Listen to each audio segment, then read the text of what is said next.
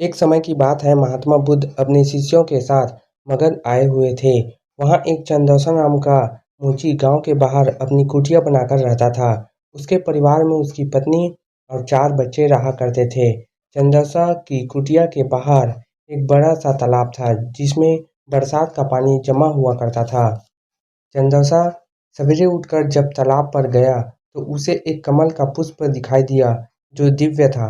चंदौसा ने अपनी पत्नी फुलौरी को उस पुष्प के बारे में बताया। फुलौरी शांत स्वभाव की थी और पतिव्रता भी थी। फुलौरी ने तत्काल बताया, महात्मा बुद्ध यहाँ आए हुए हैं। शायद वह इस तालाब के पास से गुजरे होंगे, जिसके कारण यह फूल हुआ है। चंदौसा के मन में अमीर बनने का स्वप्न जागृत हुआ।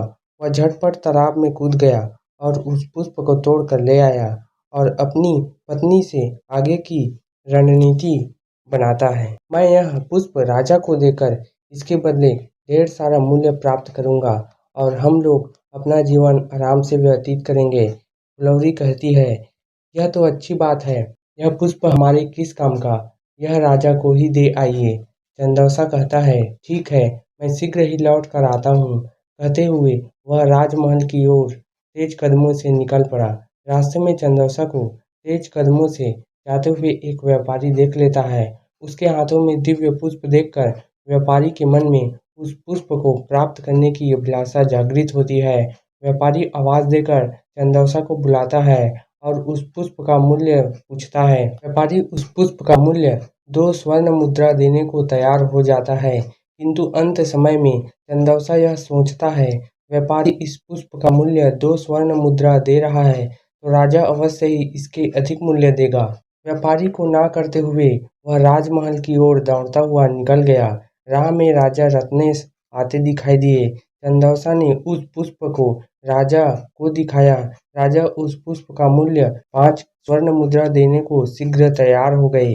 चंदौसा सोच में पड़ गया कि इस पुष्प में ऐसी क्या खास बात है जो व्यापारी और राजा इसकी प्राप्ति करना चाहते हैं, और मेरे पास यह पुष्प जिसका मैं प्रयोग या मूल्य नहीं जानता, यह कितना मूल्यवान है, इसकी समझ मुझे नहीं है।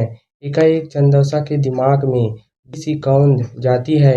वह राजा को भी ना करते हुए वह महात्मा बुद्ध के शरण में पहुंच जाता है।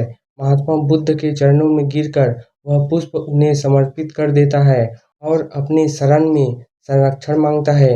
महात्मा बुद्ध चंदौसा को उठाकर हृदय से लगा लेते हैं और उसे अपने शरण में लेते हैं। चंदौसा को ज्ञान प्राप्त होता है। फिर वह अपने समाज में ज्ञान के माध्यम की पीड़ा हरने का प्रयत्न करता है और आजीवन बुद्ध का शिष्य बन जाता है।